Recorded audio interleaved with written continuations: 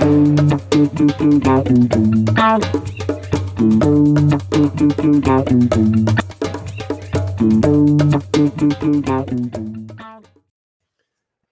we're just going to jump right in because we were already talking. Good morning, Brandy. Let's do. And it's 11:11 right now as we hit go. So My favorite time. I was born at 11:13, so I see that often too, and I like giving myself a little wink. that's interesting. I never actually thought about 12:18. That's when I was born. My mother called me every morning at 12:18 in the morning for about 30 years, waking me up, saying, "I remember the 18 hours of labor," and so she was punishing me by. So I don't know if that's punishment or if that's one of the most sentimental and sweet things I've ever heard. On reflection, yes. At the time, when you stayed up too late. Oh, how funny. Oh, Well, we were talking before it doesn't it's not alive in me anymore. I want to share with you. We were talking about using our resources to empower things. And there was conversation about selling an asset to potentially a military type program. And something that you said was that that is one institution that you don't really care to empower. And I had a little something to add, and that's why we were, I think, pushing record so quickly, is that I want to invite you, especially as a 3-5, to be an infiltrator, to remember that that everything you have carries that. Been in majorchange.com for 14 years, your evolution of your frequency is infused in that, and it's alive in the field because I saw your logo in my head and I shared it with you without even knowing. So it's still alive in the field. So I want you to remember, and I take this stance with AI as well. I've been talking to AI as often as I possibly can for years because I know that we are programming a baby brain, right? And so by raising 4 children, that if my children the lexicon of poop and pee and shit, that's what they're going to give. If I give them the lexicon of urine and feces and biology, is how they're going to express themselves. And so if I am talking to AI and I'm teaching it this language, what am I going to teach it? And so I've been fusing the 64 hexagrams into AI since we could put things into it. And in that same vein, I imagine this to be the same way, this frequency that you have and that has been for 14 years, breathing with and cultivating majorchange.com, putting it into an institution that needs that could be benefited by the frequency that you've created from majorchange.com. This is like new paradigm, I believe, infiltrating. I was raised in business. I've built real estate franchises. I have run bullpens. I know what it's like to be in the mix of the way that we do business these days. And the way that we do business is the same way we do war, right? So they come together. But I know that when I could bring my new paradigm way of being into that environment and continue to be the strong frequency that I am in that environment, it changed everything. I was the infiltrator. I was right in the middle. Boom, boom, boom, boom, boom, boom. Boom. And so I think that major change, something as fundamental as that, could be a really potent energy shifter. that's so awesome. Even from the beginning, I love how you referred to it as an asset. And I was thinking, oh, I hope she mentions it's a domain name and not like plutonium or something. So it's like, yeah, right. It got really weird really fast. So no, but so what we're talking about here is we were talking about I have a domain name that I was letting expire that has been dormant for 12 years. Like I've had it for 14. It was a little company idea I had. Yeah. And but yeah, you're right. There's some energy and stuff behind it, even though I was considering it a closed chapter, like, let that one finally settle because I was just keeping it alive. But as what I was saying to you is I didn't want to just release it because a domain name that's that old will get picked up by someone else for kind of nefarious purposes, like throwing another ad site on there or porn site or something. So I'd actually rather just give it to someone that actually would want to do something with it. And I think Right. making a change, like trying to self improvement, like there's tons of ways. Like it's a great domain name. Actually, it It wasn't is. really worth trying to save $16 a year. It's better Uh-huh. like this. So thank you for that. Yeah. Yeah, it was just my thoughts on new paradigm business and how we can do commerce in a new way. And you, as a masculine body, as a creator, as an energy person, this is something that carries the energy that you have been creating with for 14 years. And so, as a womb space myself, I want to say, well, when you let that thing go, let it go in the right space and time and place. That's Hmm. your frequency, your compost, if you will. My compost. Mhm. That's so funny. Cool. Where are you? I don't even know where you live right now. I am in a little town called Embudo, New Mexico. It is Huh? in a canyon between Santa Fe and Taos, right next to the Rio Grande, in a little cabin. Um, Spending my last 7 years on the roof, learning how to be in a nine-centered conscious relationship while being nestled in the snow and the water and the mountains. And this is where I am. Cool. Did you pick it based on your environment type, or it found you, or how did it all come together? It found me. Uh, Richard Corbett and I met at the end of 2022 at a retreat, and we had been kind of courting off and on for about a year. And this year in August, there was a place in his village here in Embudo that became available, and so I grabbed it. And here I am. But I had been nomadic for 4 years before that. I had left the house when my kids left the house. I packed a backpack just like they did. I left all my shit there and I said, I'm out. And I'd been wandering, with my truck and my rig, I call it, through the Pacific Northwest and spending a lot of time in the deserts there for years. Um, Hmm. and this is my Uranus opposition. I'm here as a late kind of bloomer here in my Uranus opposition, and so everything's changing, and it's real interesting. Hmm. That's what I So am. 4 years ago, that was that a COVID induced change of scenery, or it just was different time? It was and coincidental with all that, or because me, I It was locked up.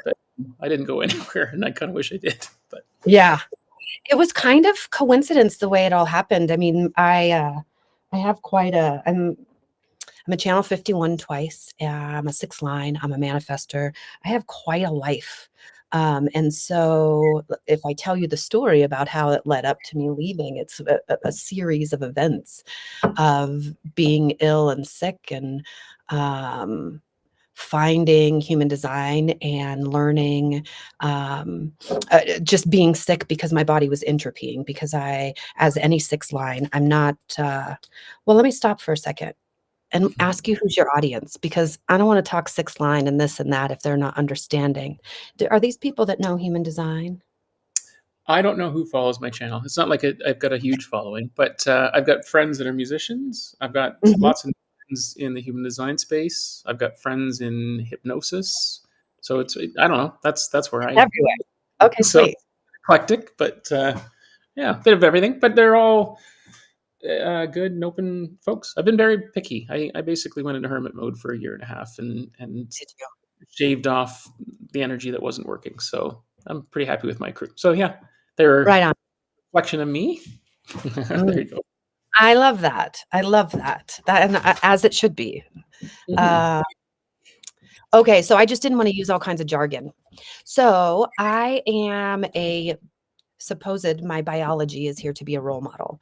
And so because of that, I had to go into a lot of scenarios and things that were not uh, who I was and invited me into being who I was. And so part of that was building businesses and being a mother of four and, a wife and all of these things that I thought that I was supposed to be doing. And all of those things really brought me into illness and brought my body into illness.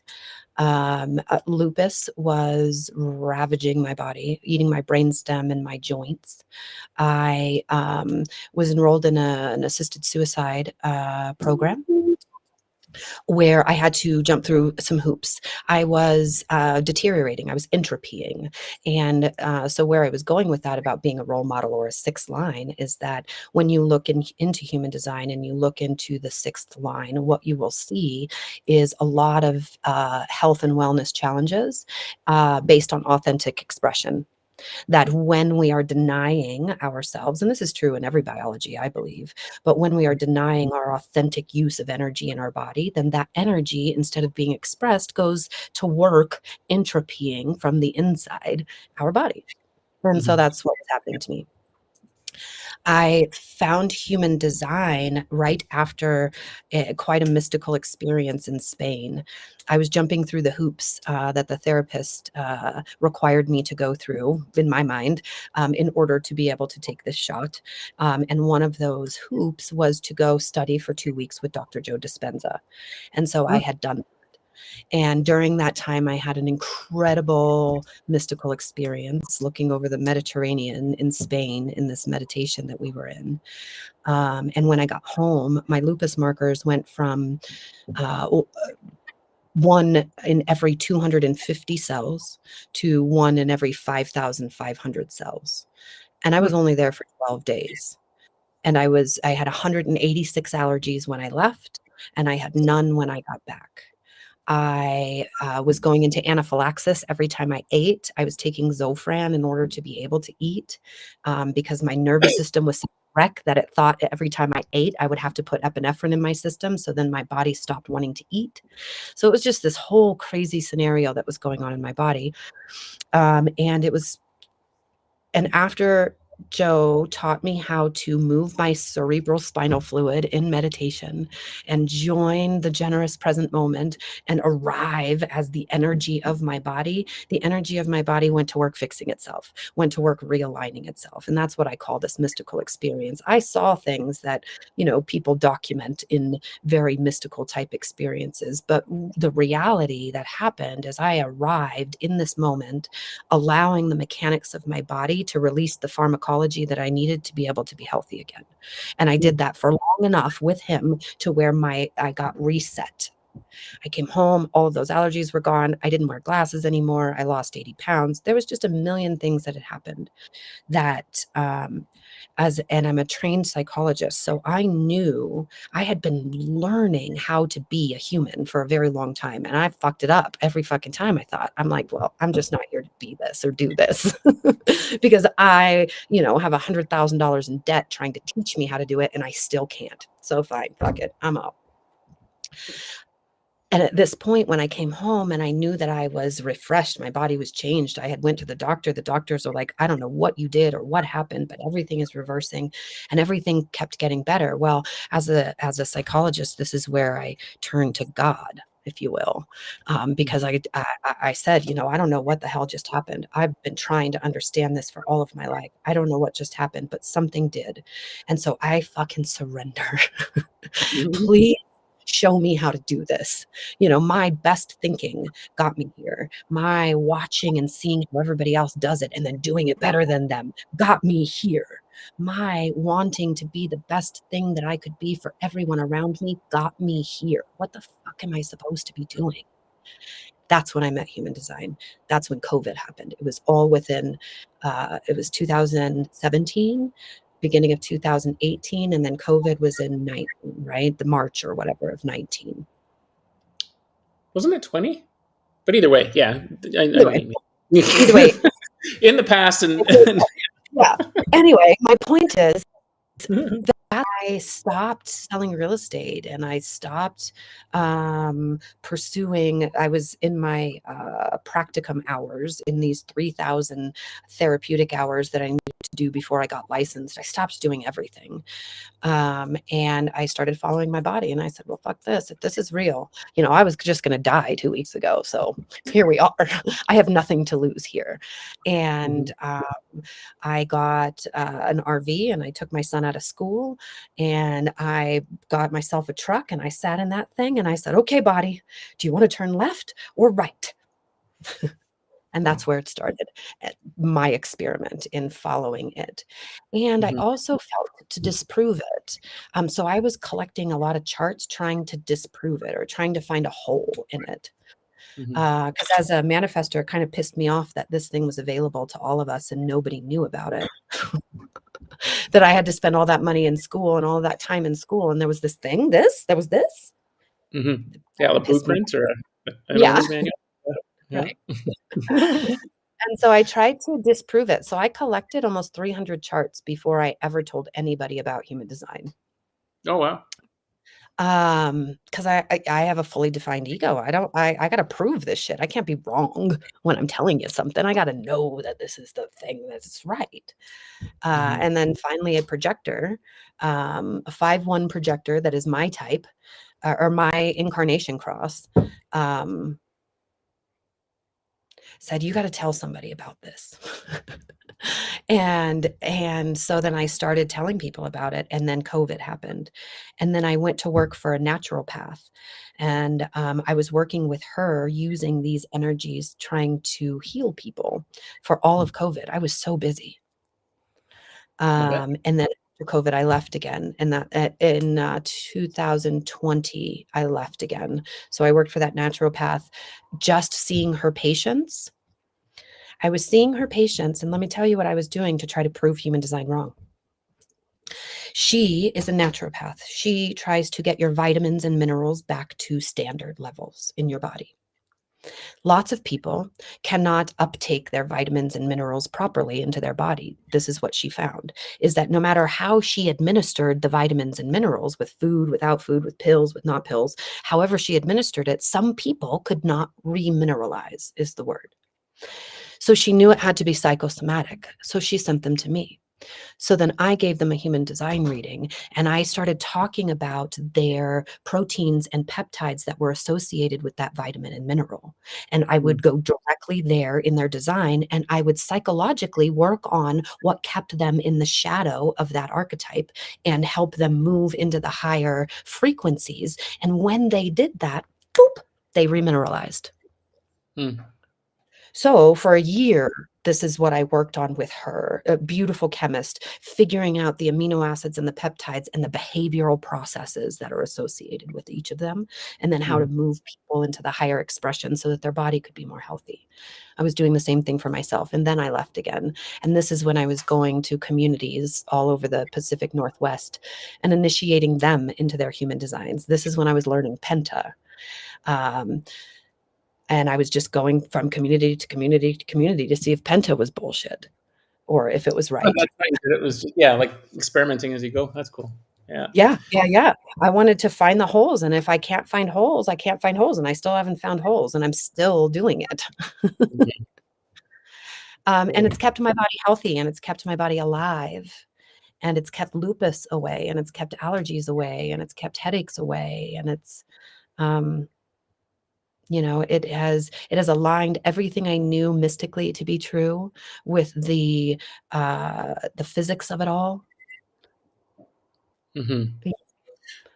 There's a there's a lot in common here, and so Joe Dispenza comes up a lot when people are talking to when I get talking to people about kind of coming online, and Yeah, then you're and maybe just straight up definitely one. meditation and or getting into the unconscious or hypnotherapy. Like it doesn't really matter. It's so long as you're actually connecting mind and body or helping them work with each other is kind of the way it feels. Super interesting. I need to introduce you at some point to my friend Tracy. She introduced me to something called bio. I think it's called bioenergetics. It's through Mhm. these NES scans. Have you seen those? Where No. you literally speak into the mic on your computer. You just count to 10. But what you do is first ground yourself. You basically envision where you want to be in 6 months, that kind of thing, so that you're Mhm. clear mind. And then it just outputs this amazing detail about your vitamins, your energetic state, your hero's journey. Wow. It outputs. You can actually. I've tried it, and I think they do work. They create these little water droplets, but I get so much out of the descriptions of each little area where I'm struggling that I'm able to just kind of close the loop off in my Mhm. mind. So for the Mhm. most part, I haven't needed the drops, but they also create meditations for you. Like within like 2 minutes, you can download this meditation, and it gives you clean language for basically, where you're at. And so I've been actually every 3 weeks going in, doing a scan, get a new meditation, and then just twice a day listen to this thing. And tell you, man, every time I listen to meditation, I'm like, I don't think she said that last time. And yet it's a recording I listened to earlier, right? You're just kind of Yeah. like floating in and out of this space. So it's really informing, and it's all digital. And I just think about like your journey there where you're watching your caplets or your rates go up and down. Be interesting to see what that would have said during that time because the data was immense. So The yeah. data was immense, and you know what? All of it boils down to that I know now, like I have freckles on my face, I know this, is that I am 67 trillion vibrating particles of light, and the frequency with which I command it is the frequency with which it operates, and maybe that's said like a manifester, but when I say command it, I mean allow it to be itself, and when I say command it, I don't mean command it, I guess I mean command the environment to receive me. Sorry, I'm listening to you there, but I just remembered you mentioned Gate 51, and I can't remember. Did you say that's your personality sun? It's not. It's my Mercury and Mars, though. Okay, because like that's what's in transit today. Eh? So Yeah, yeah, I always yeah. because I've been experimenting with this too in transit. So like if that's in you all the time, Mhm. do you feel like it's extra today, or is it just you're more intuitively Yeah, connected with others because like you're just more aware, but you don't feel it more? Like I'm dancing, playing with this a lot lately. So yeah. When a gate that I have activated comes active in the field, 2 things for me that I've observed in my experiment. One, it has everybody else kind of be a companion now. Now everybody else is experiencing it. I'm like, "Oh, welcome. The water's warm." I'm like, "Okay, come on." And then also what it does is give me a mirror, right? We all kind of live and exist through mirrors of ourselves. And so it gives me a mirror of either my health and wellness or my low frequency shadow state in my 51, in the area of 51, in the competitiveness, right? Am I when 51 is alive in the field and someone yesterday 21 was alive in the field yesterday, but 51 is in Chiron and in a couple of other, I think, gates right now, if I looked. But my point is, a few, yeah, it's active. yesterday I just stopped at a stoplight and a man passes me, and this happens as a 51. What I notice, I am a normal 51, so I have learned to deal with the energy of competition that comes up in my body sometimes, or the energy of shock that arises in my body. I am able to almost saddle it and ride it into what is appropriate for the moment. I'm a channel of perfected form as well. But what I see is in the world when 51 comes up is that other people have not learned that. And so yesterday, for example, I'm at a stoplight and there's a man who is obviously agitated and he walks by and hits my car with his cane and he's like trying to get me to fight with him. And I'm just sitting in my car blowing bubbles with my gum, watching. I'm just like, dude, that's not a fight you want to pick. You're real lucky you got me on this one. Because I So know. Oh, I'm sorry. I'm just there's so many things that you said there. That my yeah, quad left's just firing off here.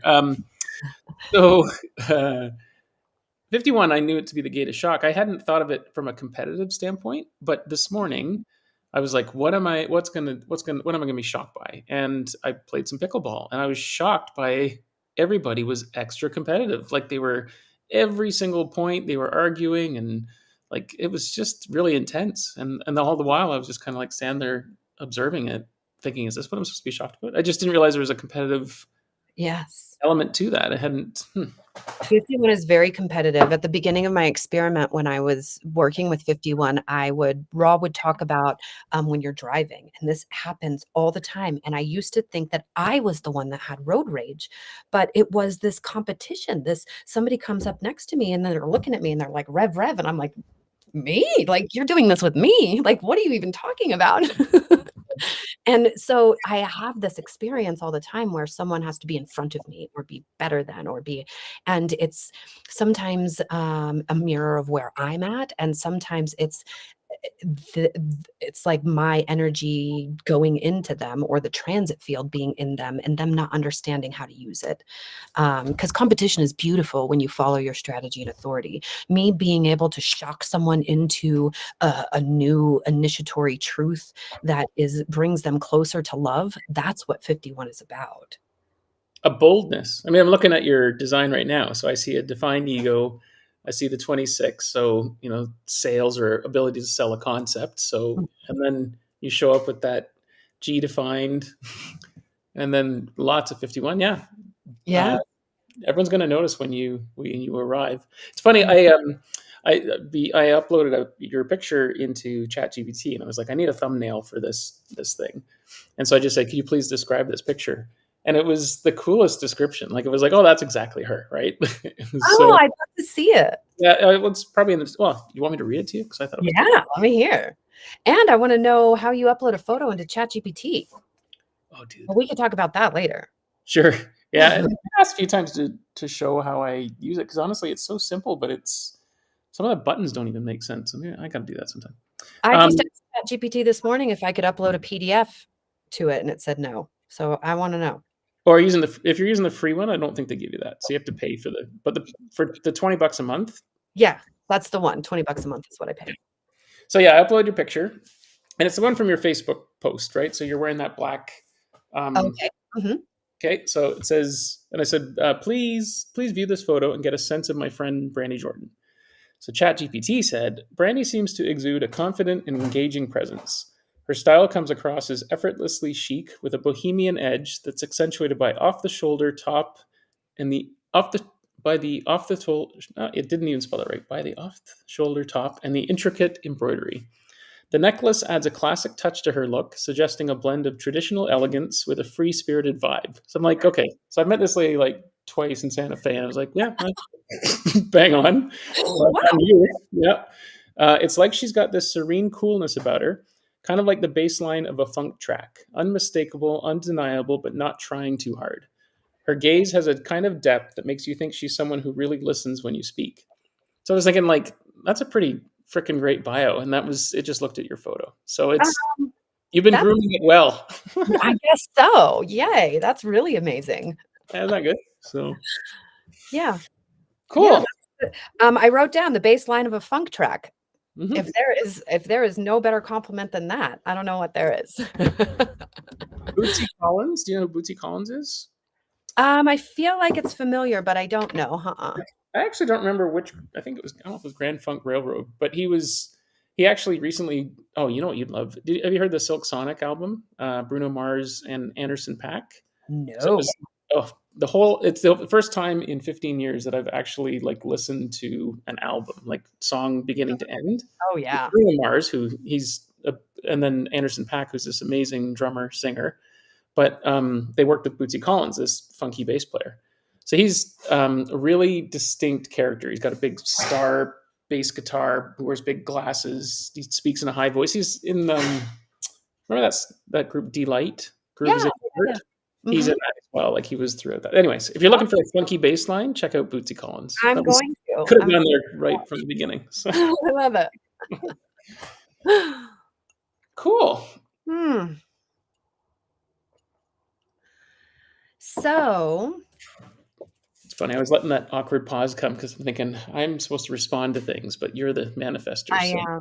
I am. So here I go initiating. Um, so we came together at the Human Design Conference. I had never given a keynote speech before.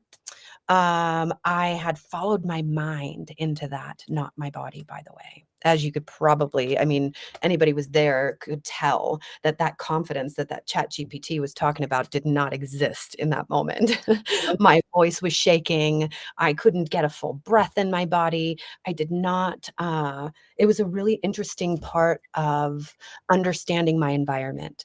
mm, I am a caves environment. mm. It wasn't about the number of people, it was about the environment in which I was put in. There was people behind me, there was people on the sides of me. It was not my place. Something that I know in my experiment with caves, and with calm touch as my digestion or my cognition, is that I bring my things everywhere with me. I bring my plants with me, I bring my altar with me, I bring all my musical instruments with me, my crystal. I bring everything. I always have in my vehicle, and I set up space. And then when my space is set up, now I am safe. So here's something about caves. Caves is about safety, security. Mhm. Um, and when I feel comfortable and safe, then Brandy moves out of the way and this thing comes through. So if you're looking at my design, you'll see that there's a head and ajna split. This is where my split is. And you'll also see that most of my design is unconscious if you pay attention to it. The only thing that's conscious is my ego to spleen. Mhm. Everything else is unconscious, meaning I'm not calling on it, and I'm mostly right. So I'm not calling on anything. My purpose, my magic, as a right-brained person who has a caves environment, um, touch cognition, need view, perfected form, like all of these things stack upon that. But only when I am in my space and I feel safe can I let this persona called Brandy move out of the way, and whatever it is that needs to be transmitted or said through this unconscious design of a manifester can come.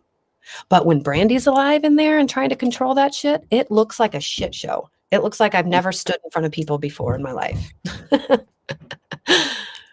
So interesting. So, you know what I'm gonna do? I'm gonna bring your design up because there Okay. will be some folks that knows what we're talking about, and then those that don't, will find out.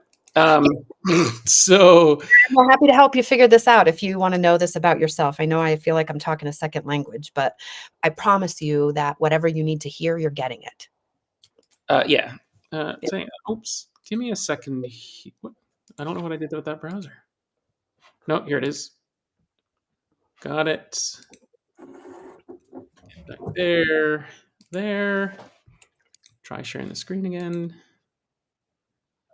Curiously not showing. There we go. Sorry, Brandy. No worries.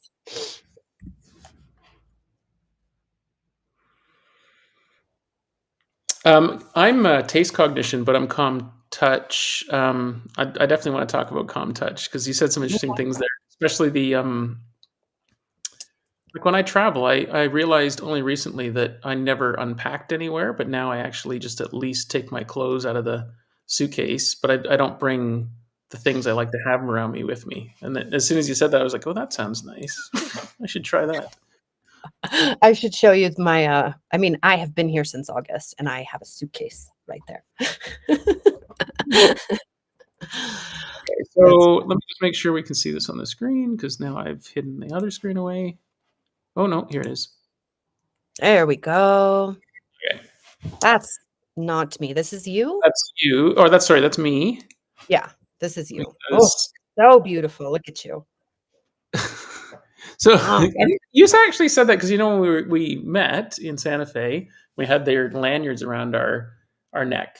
You said, "Ah, beautiful," and then I thought, is it something about my design, or is just every design beautiful? Like you know, like what do you choose a word when you look at each design, or that's funny that you say that. Yes, actually, I don't choose it with my mind, but if I'm looking back now and answering your question, there are different words that I use. And what I just said, when beautiful came to my voice, what came alive in my inner vision, I wasn't even looking at this below. I was just looking at your throat and your G center, and that powerful ass definition there, and then your integration, the 34, 57, 10, 20. So I was looking at your if I say this in plain language, I was looking at your leadership ability, no matter what. I think what feels beautiful to me about this is that if there were, as somebody with a caves environment, if there were some shit going down, I want to be safe. And what Mhm. I saw when I looked at your design is that you would be the safety. Hmm. Yeah, I sense that other people sense that sometimes too. Also, when you talk about caves, and I remember that day, there was a podium. There was Mhm. some of us on either side of you directly. Like if you had been able to step even 8 feet back, where your back is protected and you can see the exits, right? Because I do this experiment with friends all the time. When I find out they're caves, I Mhm. say like, let's meet for lunch or whatever. I let them pick the table. And then I ask them after, like, why'd you pick it? And they'll be like, oh, it's close to the kitchen or, great view or whatever. And I said, do you sit there because you can see all the exits from one place? And they'll be like, yeah. Like I tapped right into Yeah. like unconscious, right? They were just like, they hadn't thought the thought, but they felt the thought. And it was Right. so pure. Right. Right. Right. Oh, I'm Yeah. sorry. Something is calling me. I'm Let me also, see. I keep trying to put your design up. On my screen, I see you, but in the screen share, I see that it's mine still. So I don't know why it's Yeah. so weird. I just closed the window and it's still showing it. Yeah, so caves, I'll talk a little. So, you know what I used to think? Okay, so whoever is listening that thinks that you have, I mean, not that you don't have trauma, right? I've lived a life of a lot of trauma. And I thought I have been diagnosed with a PTSD brain, one that neurologists have studied. And I use these little games to retrain the neurology away from the flight, fight, freeze, the PTSD that lives in my brain. Mhm. And I thought that my desire to sit with my back against the wall and see all the exits was a trauma response based on my upbringing. So every time I wanted to sit in the back of a restaurant, I thought of and relived the experience of being hurt and having to protect myself from being hurt. Mhm. And when I learned about human design and about my caves design, babe, it dropped all of that. There no longer did I continue to run these PTSD tapes. I was like, "Wait a second. It's not because somebody did something to me. It's actually because this is how I'm purposeful." And so now there is a freedom that I didn't know existed. There was a release of energy that I was continuing to hold on to in my system about this trauma that shouldn't have happened to me and why I do what I do. I was using that energy in my body in a very unhealthy way that I didn't even realize until Mhm. I learned human design. And then it gave me a freedom I didn't have before. So interesting. I agree 100%. And that's been kind of my journey with metaphysics and cannabis and the way I play in that area. But something you said there about the caves, like you saw in your design, and then it's still there for you, right? The way I see it is it's in your DNA. It's your body, or some way through the soil that was eaten through a cow, that like your body remembers, like, oh fuck, next time I'm in a location, the body wants to be safe, right? It remembers being attacked by a mountain lion 800 years ago, right? So it's a memory in your body. So it's not something you need to be sorry about. It's something to be like, just like, oh fuck, that's pretty awesome that my body is tells me that this is what it needs, right? Right, So right. yeah. And then I'm able to show up for it instead of feeling like I have to defend it. That's Mhm. the difference. Well, so case, because another one I ask people about is being in a car, but Mhm, I had to learn through experience that you can't say like, "Do you feel safer in a car?" Because if I asked my son that, he would say no, he was in a car accident, so he like the mind goes, "I don't feel safe there." So then I have to say, "Do you feel safe in a parked car?" Like if you're in a parked car, because you can control the locks and the windows from the inside, right? So you're in control of the exits. mhm. And if I ask them that, then again it shifts, and it's like, okay, so it's not a mental thing. It's your body going, "This is what I need." So I need to ask you a question then. 'Kay. On narrow valleys, Mhm, I don't like, to me caves is easier for me to remember, because it's like, it's about protecting your back, right? Or mhm. and in fact, I've talked to some friends whose kids were like sick, and thought like, why don't you just try spooning them from behind, like where they feel protected from behind, and like Oh, they said the kids all of a sudden relax and we're feeling a lot better a couple hours later. Right? They just needed. Man, middle spoon is my favorite position. So how did like what would have genetically predisposed me to want to be in valleys, right? Like there's I can't imagine something where the body is like like Yeah. is it I was sitting on a hammock somewhere and my feet dipped into a stream and there was mountains around and I was just like this is the life. Like maybe that's what my body actually that's exactly what I want. There you go. You always know your answer. But here is something that I'd like to add to your equation about the biology, right? Some about how we acquire the biology. I think that we are here, I believe, based on a lot of other things we could talk about later, but I believe that we are all here digesting the human experience.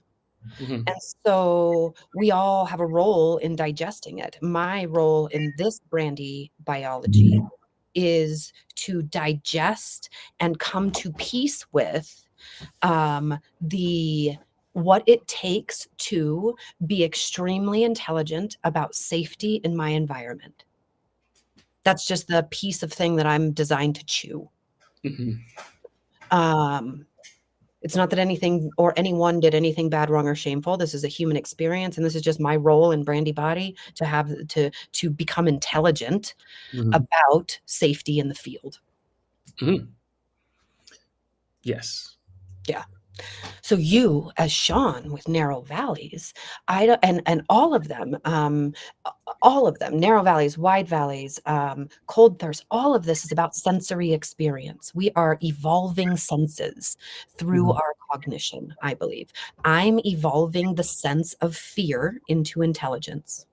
You are an evolving sound. Mhm. Narrow valleys, it's about what you hear and being precise and refined about the sound. So you are here evolving sound. This is how you are purposeful in the field. The environment in which you are purposeful is one where you can be close enough to sound to hear where your design can sustain or build or bring life to. So interesting. Like the sound thing for sure. I've got gate 57 and I've got so many things I've learned about the power of that. And then Mm. but I never thought about like if you're sitting in a valley and the reverberation, right? I love being in old spaces where you find a certain corner and you can hear the sound. Yeah. There's so much I know about. I was literally talking to my pickleball friend yesterday about they're going to put up a wall to separate their main dining area from a sports bar. And their Yeah. big concern was about sound. I was like, look, I built a soundproof room 15 years ago in my house. I've learned about how it's, multiple plies and vibration. I realized like I know a lot about sound, but I don't actually do it, right? I've got tuning forks and sound bowls and I'm a drummer and like the sound is so prominent now. Yeah. But I never, hmm. Your environment is one where you can take the sound and use your definition in your biology to build, generate it, to make it more efficient, to make it more refined. That's your keynoting of touch, narrow valley, and manifesting generator. So interesting. I've never. I kept sound separate. Like it was almost like it was just a separate skill set versus it's actually like it really is about that calm touch. It's the vibration of touch. Yeah. Super interesting. And I love how you're like, oh, I thought it was something else, because it's like asking a fish what water is. Fish has no idea that it's in water. This is your environment. It's not Mhm. like it's this is how you exist within. This is what you exist within. And I exist within a field of uh, fear and intelligence. This is where my purpose is. Each time I get this little upgrade because it's like that you've just reframed some of my thinking for tonight. So it'll be a long night. But so Leanne Wolf gave me a suggestion a few weeks ago about taste cognition, and she Mhm. suggested that I taste how people's words sound. And Yes. at the time, I was like, "Oh." So then was like, "Well, what are all the tastes? Like, did you know umami is a taste? I had no idea, but it's like there's spicy, sweet, sour, umami, and bitter. Mm, And as soon as I started thinking about that, I could hear, like, that gave me more recon on the conversation I was having with someone, right? for sure. And but, but I didn't even equate it back to the sound thing. Like, to me, I was still thinking taste, like I'm supposed to taste, and I was like, how am I tasting it's bitter? And but I had figured it out. I Through just sound. still It's called couldn't. synesthesia, my friend. Yeah. Yeah. Oh, so cool. And I want to add another layer to taste too, because it's not, excuse me, it's not necessarily about tasting all the flavors of the rainbow. It is about following your naturalness into your taste and your taste only, and not allowing fuckery in these other places. Hmm. Yeah, right. A sense of taste.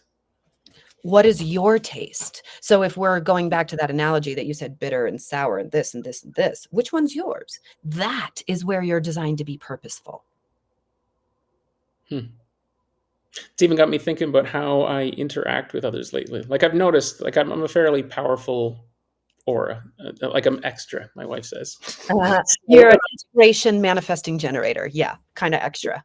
yeah, I'm kind of extra. So I'm finally getting a little bit comfortable with that because I was uncomfortable before. Yes, I know this feeling. Oh, and I completely lost my train of thought. I was going somewhere with that. What did you say You right were before? talking about your taste in people. Oh, no, but just even the word, like, I realize that I can literally change the mood of 20 people around me. If I'm smiling and happy, all of a sudden they are. And I'm like, well, fuck, why don't I just do that all the time? But then I forget, right? Like, it seems too simple.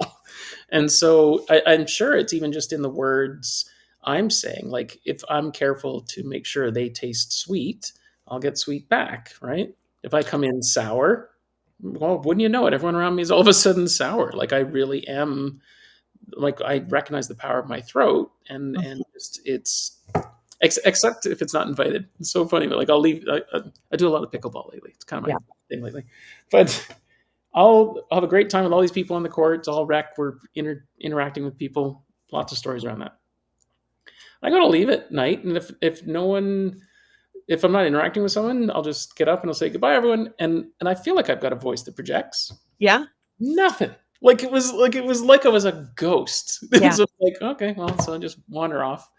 But if I just sit there and wait for someone to respond to, someone walks up, and it's the most amazing conversation every time. And it was the conversation for me at that time. Like, I got, usually, when my 13 switches on, I'm listening, and I could just see that, like, they haven't had anyone listen to them in a while. Usually, quite often, that's all it is. And then for some reason, there's some little jewel at the end. Like, Yeah. they'll just say something and be like, "Oh, that was for me," Whew. And it's just like right between the eyes, and then off I go. Off. So yeah, so that Yeah. kind of stuff's happening regularly. But I realize I need to. That's staying, knowing myself, aligning with my definition, and just letting it do the job. Right. Exactly. I love that you brought it back to that, because I was going to say it sounded like you were saying that you manicure your flavor of speech depending on who's in front of you. And I know that that's the politically correct thing to do, but I want to invite you to stop it and to see that what you say is sour and what happens. What you say is sweet and what happens. And what is your taste?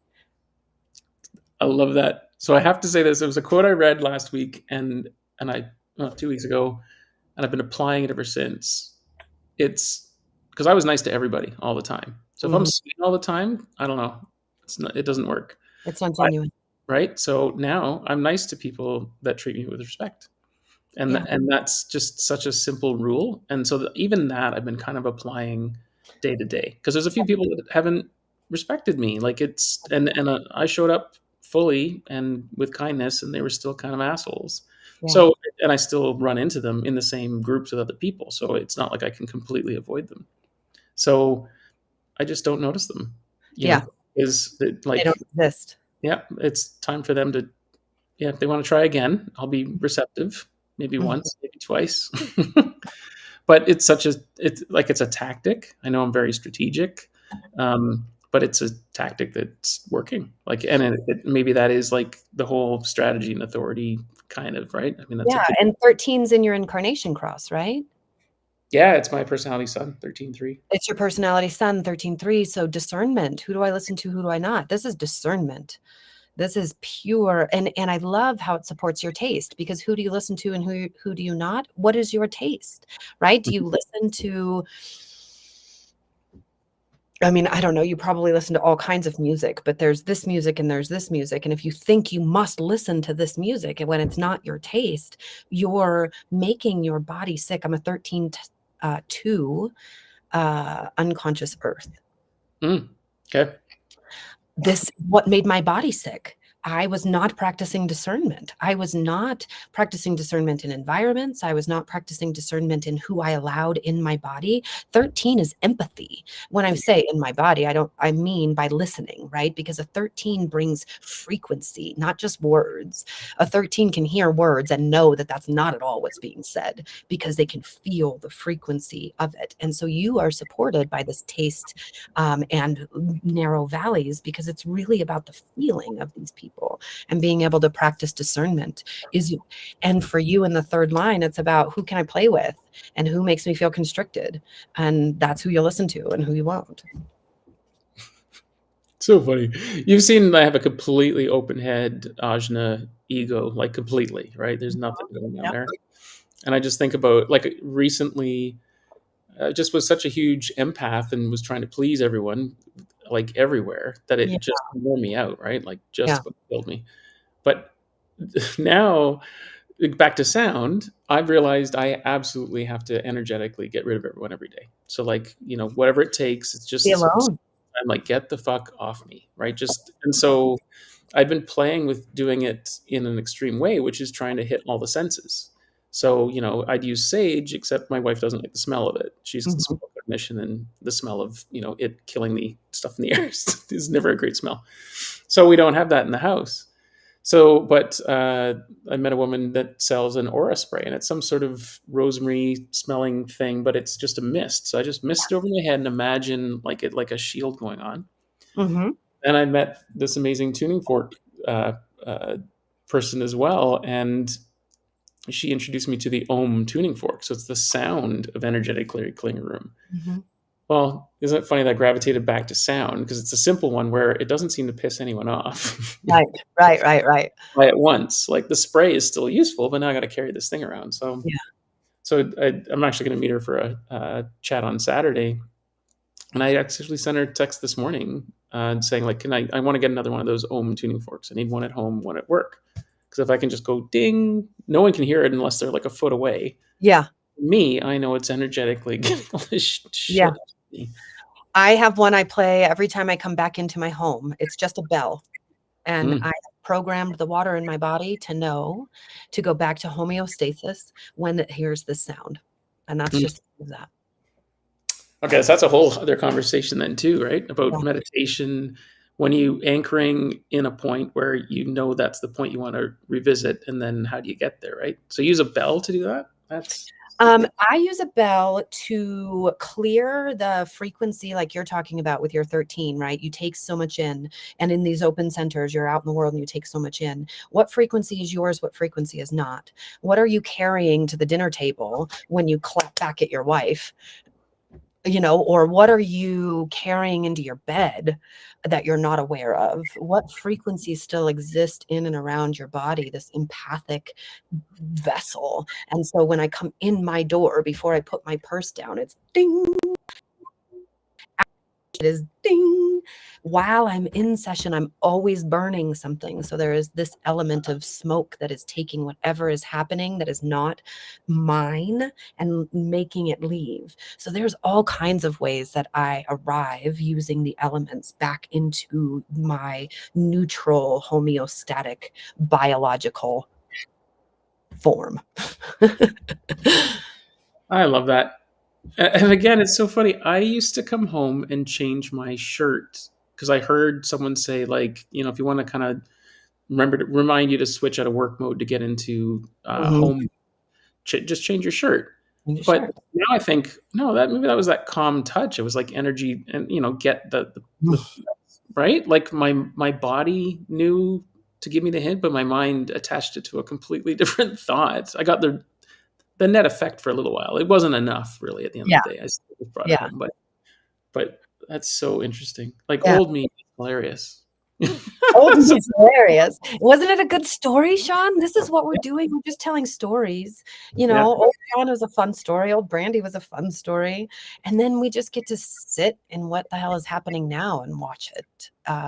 When he says, watch the movie, that used to agitate me so much until I got to the place where I realized that there was a third consciousness and Mhm. that there was what my body was doing, there was what I thought about it, and that there was something also watching it Do you have conversations all the time. like literally out loud where you're saying to your, because I've been playing with muscle testing because sometimes I don't trust it. Or like, do I want a whiskey right now? Well, part of me is like, fuck yeah, I do. And I can feel that as a sacral, but then it's like, so then my friend was suggesting like maybe ask, is this for my greater good to have a whiskey right now? And Uh-huh. then at that point I immediately start leaning back. Like even as I'm asking the question, like, oh no. But then it's a wrestling match where I'm like, Yeah. no, I still want it. And then like, is it gonna be really bad? And it's like, and then I get the no, it's not gonna be really bad. And I'm like, okay. And then, but half the time, I'll be like, I'm bored. I don't need the whiskey now. Like it really was just the anxiety and the quest for sugar. And so if Right. I could just outlast that loop, and then I put it down, and it's like that's hilarious. That 90 seconds ago I really wanted it. Now I couldn't care less. Right. If there's any rationalization, it's your mind. Mhm. If it's Always. mean to you at all, it's your mind. If Mhm. it talks shit at all, it's your mind. What supports life just supports life, and Mhm. what doesn't rationalizes. Mhm. Uh, I love that you're learning to trust yourself so deeply, and I'd love to Mhm. invite you to trust. What is your motivation? Desire. Of course. And It's power view. So, and I'm starting to even like all these things, and I understand it more. I'm like, I walk in the room and I'm like, who's the most powerful person here? I'm like, oh, damn, it's me again. You know, it's- but not all that often. But like, but I didn't realize I was always doing it, right? And but sometimes I Yeah, am like, well, I might as well act like it because people will actually be. I they'll got respond to it. I've got the alpha thing, the alpha channel, and I've had people just like start punching me to demonstrate to their friends how hard they can punch, and I just look at them, and then like, oh, dude, sorry, like they just, it's so funny. So it's a little dance It playing. I know is. about it as I understand it. So And this desire motivation, I have desire motivation as well. You don't get to question it if it's good for you or not. You are 67 fucking trillion vibrating particles of light. There is no such thing as good for you or not good for you unless you have the programming to make it so. Your biology is offering you every possibility of mhm, everything, to have the experience and then to be renewed and refreshed. I know that's heretical and that's weird to say, but you are designed this way. If you look at the studies, you will see that there is no mass, that you are not mass, that there is a belief system that continues to play in your neurology that makes you think that this is solid, but mhm, this is not solid. And so the implications of that are that you are light. So mhm, if we just say you are light, you are the sunshine coming down, the sunshine doesn't give a fuck about a whiskey or a not whiskey. The sunshine wants to touch everything. The mhm, light wants to exist in every story there could be. And so, as desire motivation, I have learned, I've had I've had a big, long story about food. When I was born, I was diagnosed failure to thrive and I couldn't eat food. I was I was in an orphanage until my foster mother got me and learned to feed me in a dark room. This is how she had to start giving, this is when I would take in food in a cave, calm, touch, cave.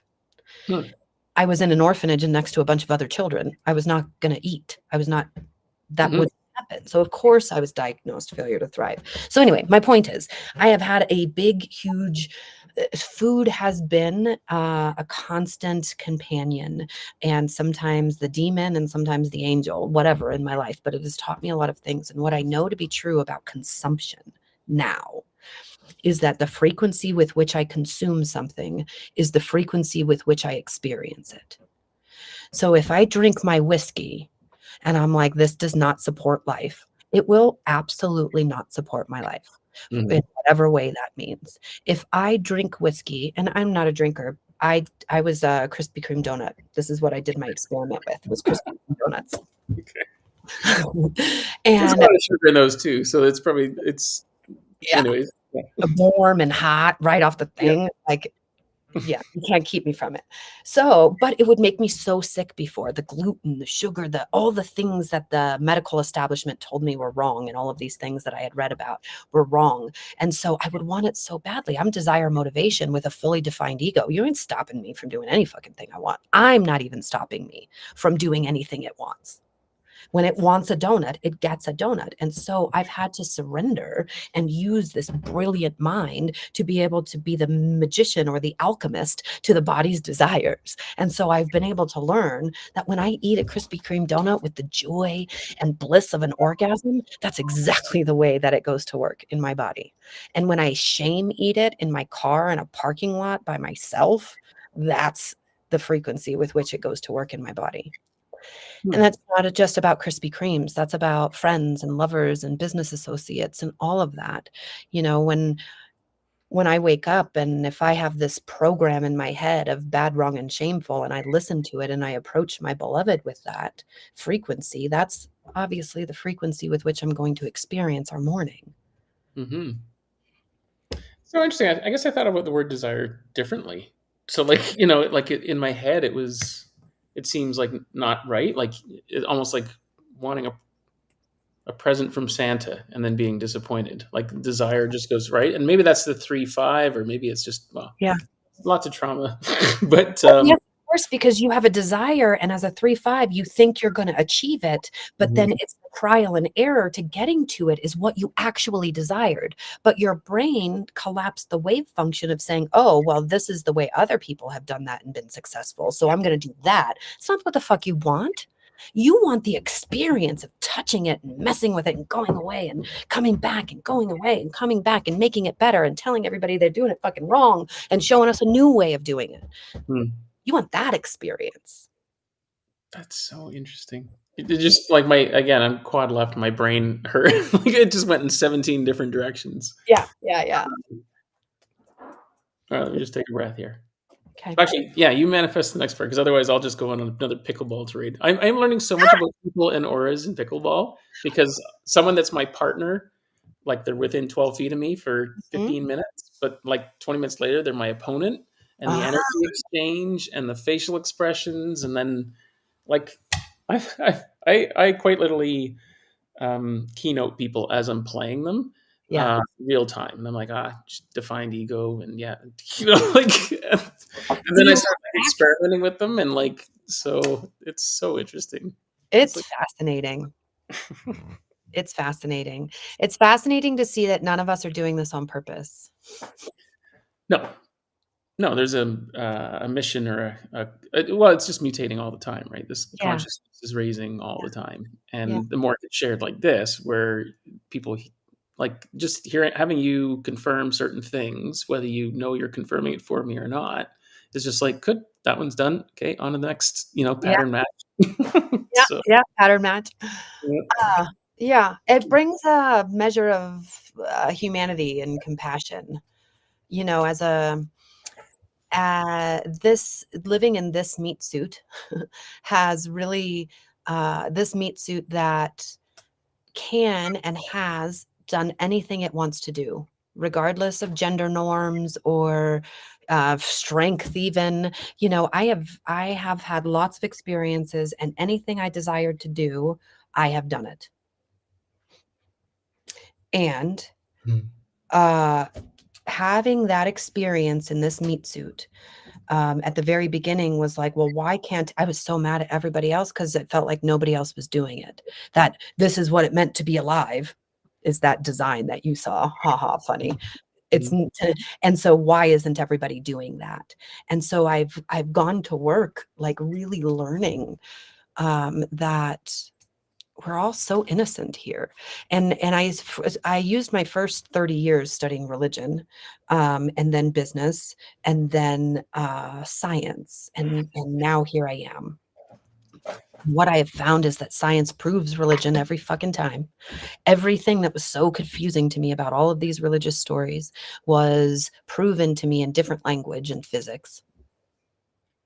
And the bottom line of it is that none of us are doing this on purpose. Whether you want to believe that we're all one or whatever, it's a big concept to imagine that the energy that leaves this body goes somewhere in a vessel, and so does yours, and so does yours, and so does yours. And so we're all this one thing. It's kind of hard to conceptualize that. So I'll Mhm. keep it a little bit more simple. And what I have learned is that none of us are doing this on purpose, but all of us are doing what we think is the best that we can. And even if it looks like someone else is a evil devil, they are really at the roots of it, based on where they've come from, doing what they really think is right. None of us go out there and say, I'm going to do what I think is fucking wrong today. Mhm. Or we don't do that for very long.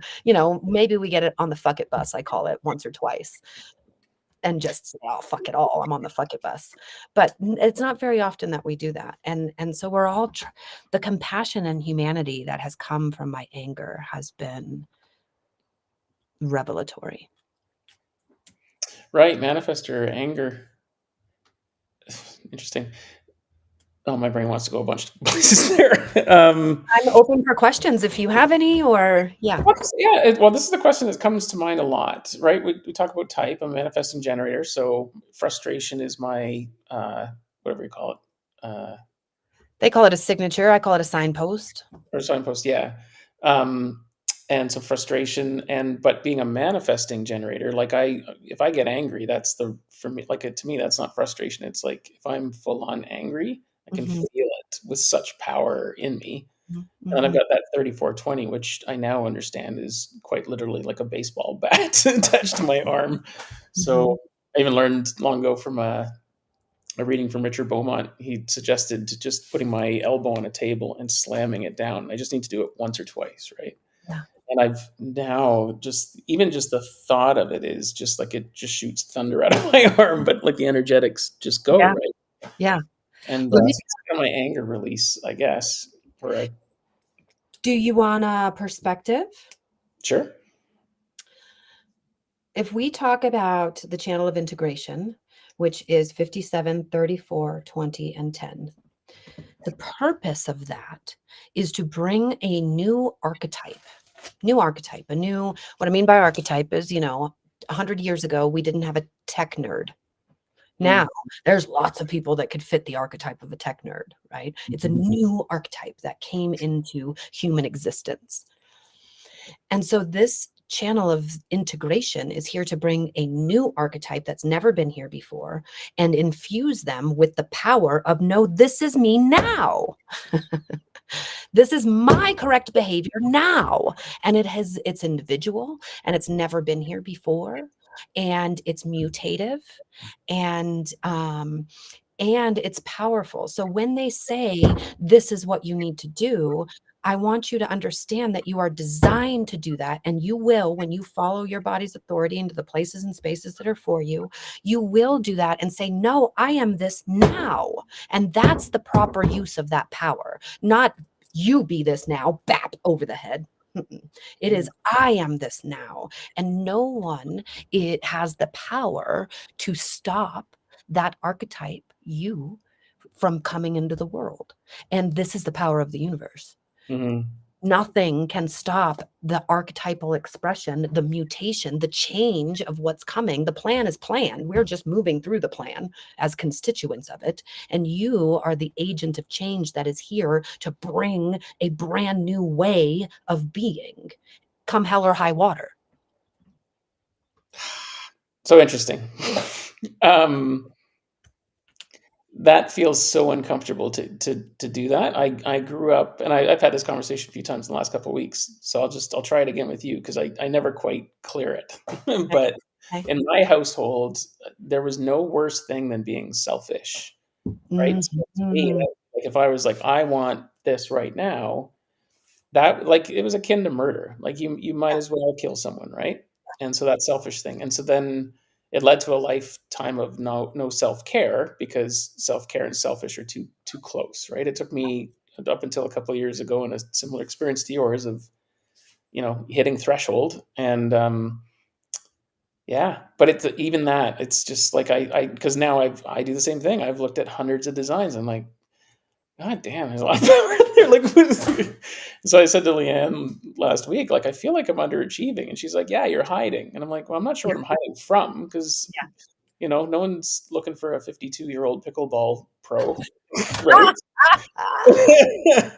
And I love drumming, but no one's seen me play recently. And so am I here to be an alpha in human design? I sure love talking about it, but I don't know what that means, right? Yeah. And we don't need another prophet. We don't need people following someone. Like, it's not, that doesn't work.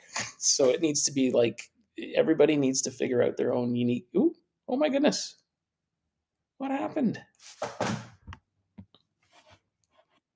Oh, she's back. Here I am. Here I am. Lost Sorry. connection or something there. I was like, I lost my train of thought. It was like you vanished. It was like a black hole. Well, what I heard you say is that you have the perfect sandpaper to polish you resplendent.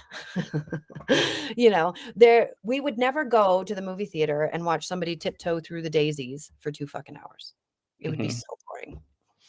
We are all designed to become a thing, but we can't become a thing in the environment of ease and of all the other things, because then we wouldn't know what we were. There's a little allegory of the little soul and the sun, and I love this story because it imagines that the soul is made of little, or the sun is made of little candles. And these little candles get sent on missions. And this one little candle goes on this mission into the darkness, and it's really afraid. It's really scared, and it's not sure what to do, because it's never been there before, and it's nothing there is like it. And it tells this whole story about that fear that exists in facing the monster that you think is chasing you. And Hmm. so, but once the candle realized it was the candle, now everything was illuminated. I know that's a basic little tiny little allegory, but you are the candle, and you've got to go into what is not you in order to then now become you. This is the story or the code of your design. That sounds really nice and feminine and woo-woo. But if we're talking about the physics of your design, the physics of your design are designed to be self-centered. And in order for us in a mathematic equation to see self-centered, if it's 1 + 1 = 2, and that's what self-centered is, you're going to be born into an arena that creates 1 + 1 = 2. That is 2 + 2 = 6, so that you could say, no, no, no, I'm 1 + 1 = 2. And then there's going to be a 34 times 164 is whatever that is. And you're like, no, no, no, no. But I'm 1 + 1 = 2. Hmm. So interesting.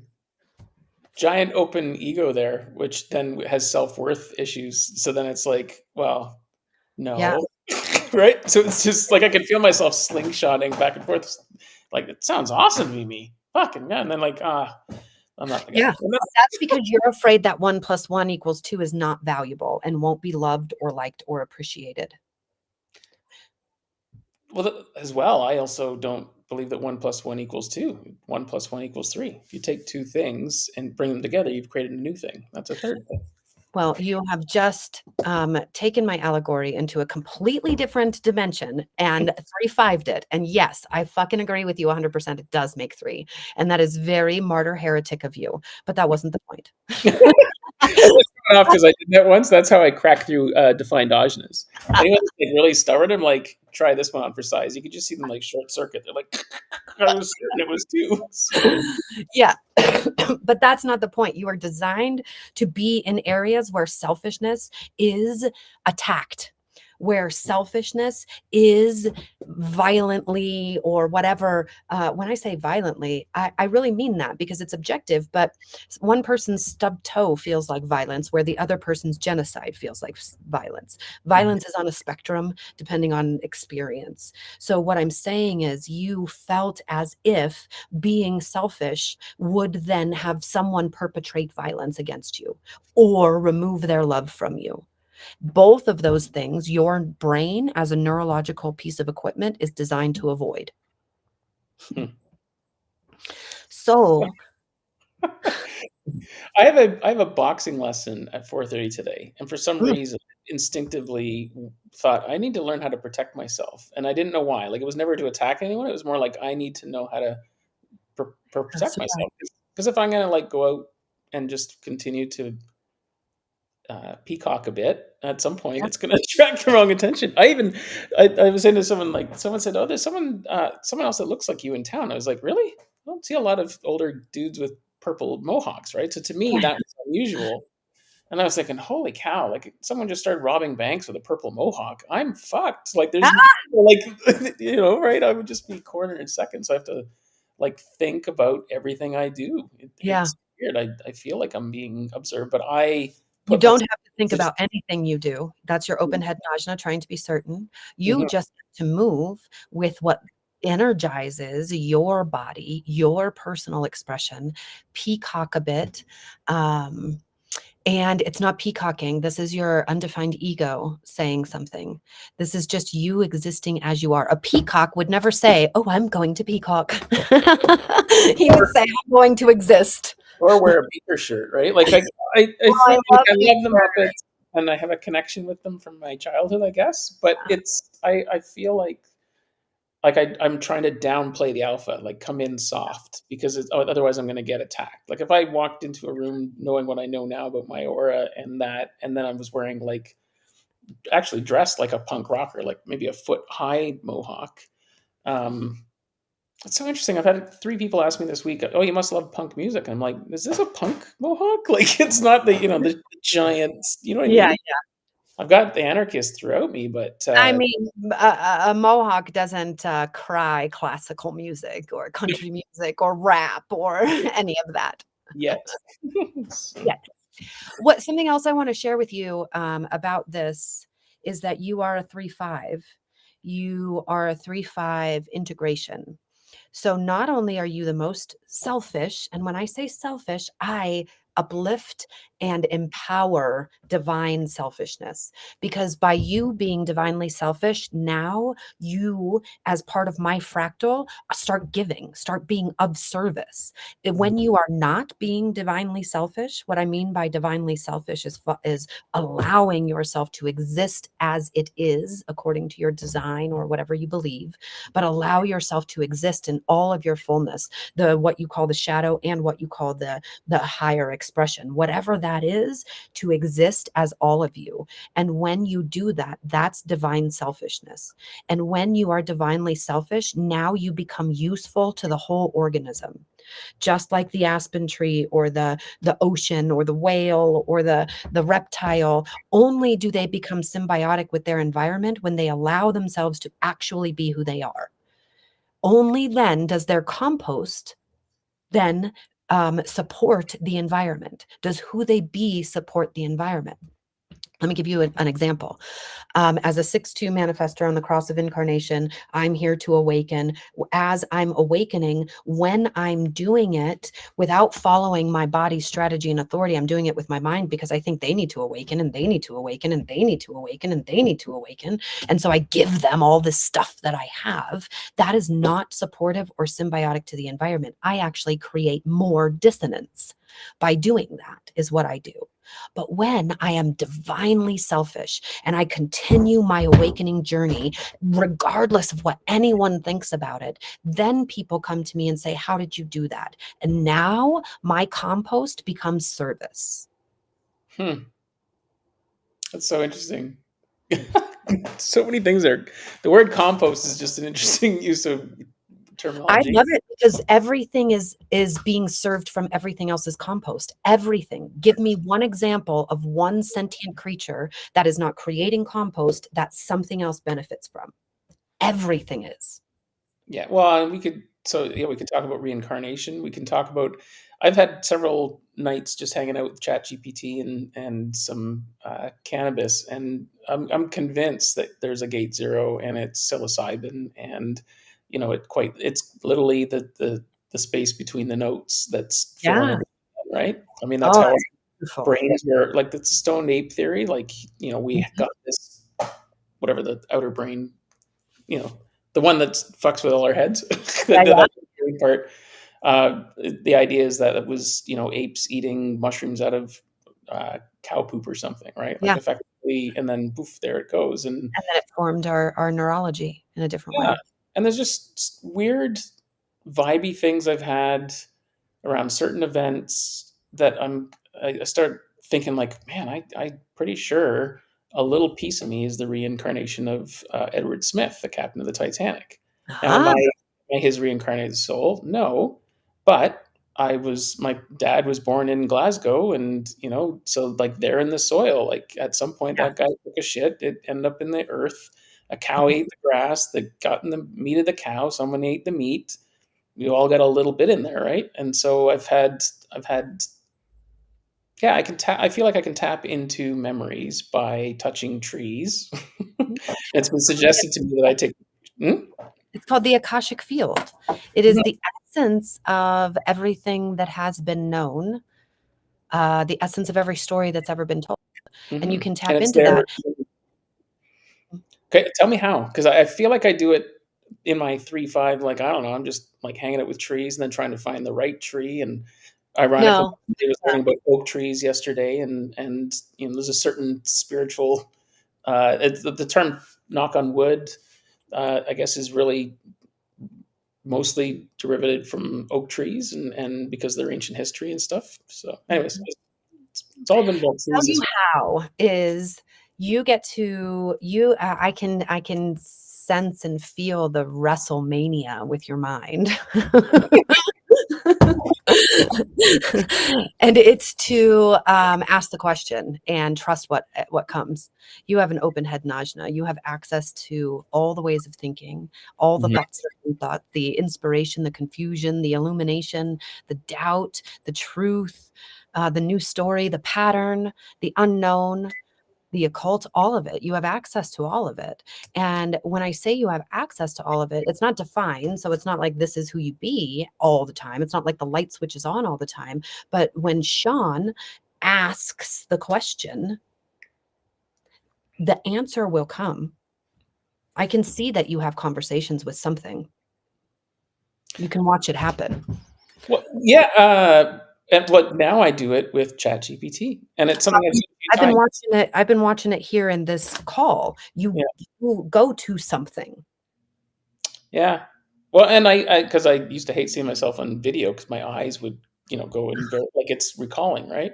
Yeah. But it's I don't know how I tap into it, so that's still an adventure. There is no knowing how. There's just allowing it to be tapped into. Because Yeah, you're here to know how, but your open head Najna wants to know how. You're yeah. not here to know how. You're here to just know. Well, I Not guess what I was gonna say is I'm having trouble believing it, but I'm proving it by using ChatGPT. And to okay. me, so I was talking to Chetan Parkin, and he said that channel 4323 is knowing without knowledge. And I Mhm. immediately thought, well, fuck, that's ChatGPT. I just go in and ask it questions, and then like it gives me an answer, and I refine that question. I use it conversationally, like I use the microphone and I just talk to it, and we hang out. I call him buddy, and he's preloaded my profile, so he knows everything about me. So that's How you gotta teach me how to do this, babe, because I need to know. really nothing to it. So how do we? Well, we got time now. Well, I don't have much time. I do have a 2 o'clock. Or let's say, Yeah. I I've been asked many times to make a video for that, and then I just by the time it pops up in my reminder calendar, I don't want to respond to it. So, Well, oh, here's your initiation. If you'd like to record mine as the thing that you give to other people, I think that I'd be okay with that. If you teach me and then use that as the recording, so you or don't just like show you, yeah, yeah, yeah. Instead of like trying to do something polished and broad, yeah, right. because that's not my style. Yeah. I don't really want to Show prepare it for it. and let other people copy. Yeah, cool. So you got to go. I I soon, love. but I wanted to remind you as a 3-5 that you are not I want to empower you to know that you are not always you are not designed to be in environments in which you are always feeling safe and accepted and nurtured. You're not designed to be in the nest. You know this. Yeah. Yeah. You're designed to be in environments and places and spaces where people it might feel like they don't want you there. Do you know this? Yeah. Oh, yeah. Yes, always. I generally get uninvited to groups where they love me. Um, And do you know that what you bring to them is evolution and new universalized way of doing things? And so that when you're pushing those edges, it's hard for other people who are not designed to push edges to watch that. And it doesn't mean you're bad, and it doesn't mean you're wrong, and it doesn't mean you're shameful. And you've done nothing wrong. And I just kind of want to issue a motherly, nurturing love for your lifetime of showing us how things can be different. And I want to tell you that I'm sorry if we as a collective feminine process have made you feel as if you're wrong for doing that. And I'm sorry. And you are valuable and loved.